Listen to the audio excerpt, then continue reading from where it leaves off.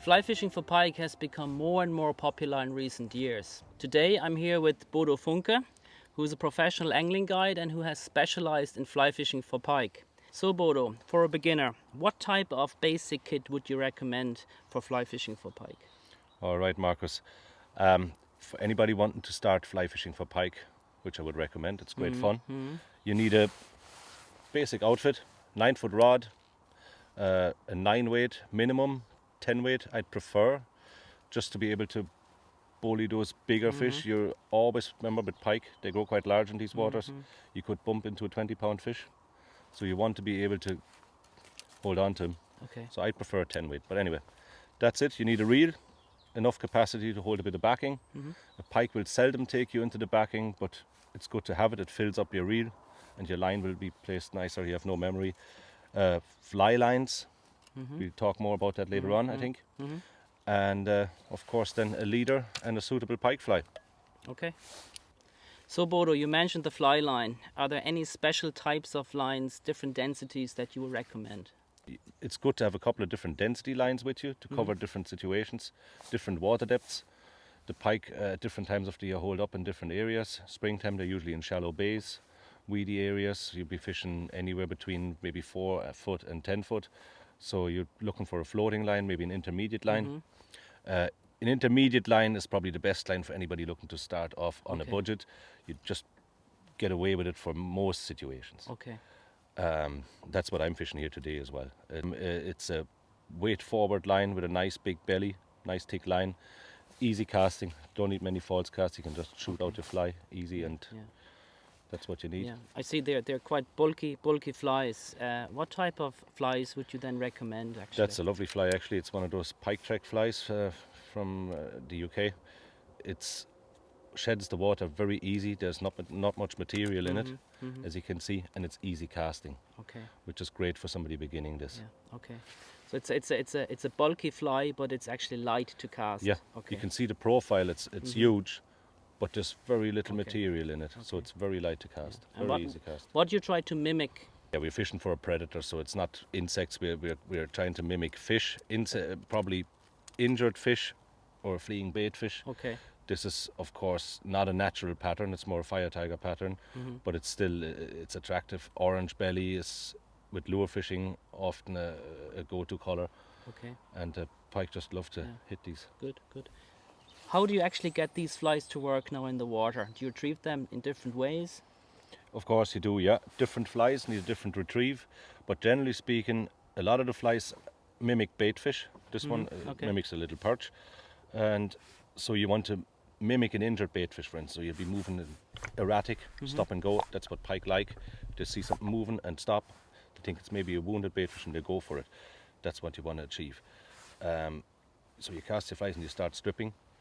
A lot of the pike fishing in Ireland is done from boats, so usually from a drifting boat. That way you can cover more spots. You get into the nice pikey looking areas, weedy bays or God knows what structure. So when you're on a drifting boat, you'll have to compensate for the drift speed of the boat. When you're drifting with the wind, you cast your fly and strip it in fast enough for the fly to move. Remember, keep it erratic. Okay. This one is something a bit bigger, a bit more material. It pulses lovely in the water, and that's quite the bulky. effect. Quite bulky, quite big, lovely target for a pike. And this, you can imagine if you strip this and stop, all this material pulses, and that's the effect you want to achieve. Okay. As we all know, pike are very toothy. I've heard of many fish being lost that cut the trace. If you attach your fly to the leader, what do you do actually? Good that you mention it, of course, very important. With all pike fishing, you always need a wire trace, something tooth-proof. So I use a wire trace tied onto fluorocarbon, 25-pound fluorocarbon, maybe 4 or 5 feet, that's plenty. Okay. Use a uni knot connection. I have my 7x7 steel and I crimp on a clip. Okay. Some people don't like clips. If I use a clip at all, I use a strong clip. Remember, you don't want any weak links, and then you can change your flies quickly. So pike are toothy critters, but it is widely known that they're actually not as hardy as they may look. So particularly when you're fishing catch and release, are there any recommendations that you could give? Absolutely, Marcus, yeah. Good point to raise.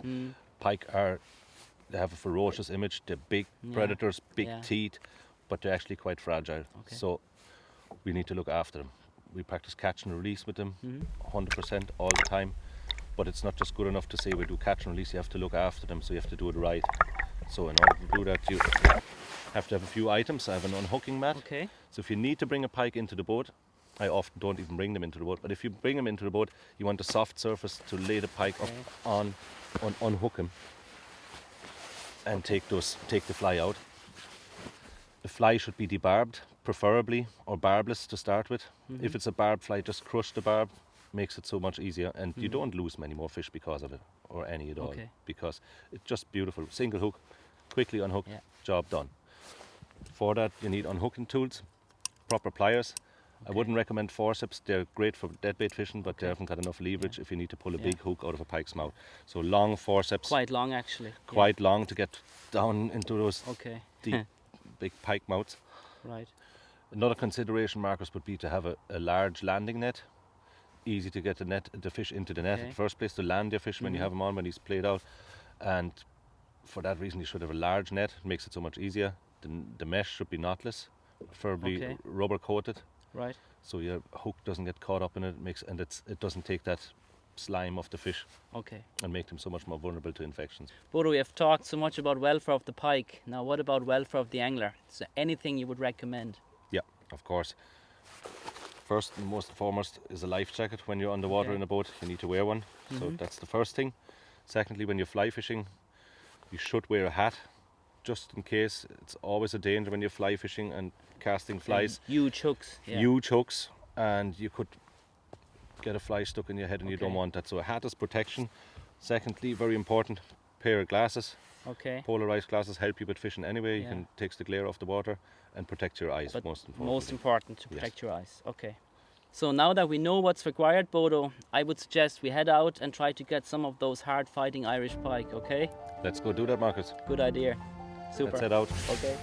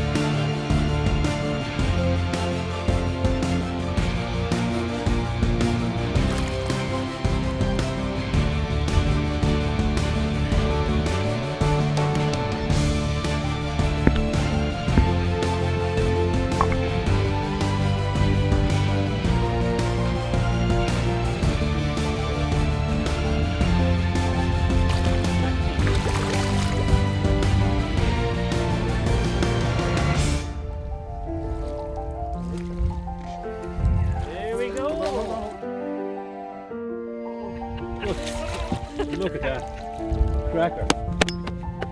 Wow. Lively one. Not happy. What a beauty, huh? Oh, the beauty. Look at that deep fish. What a fish, Marcus. Huh? Fantastic. Beautiful. Deep fish. Beautiful deep fish. Beautiful. Make the meter. Yeah.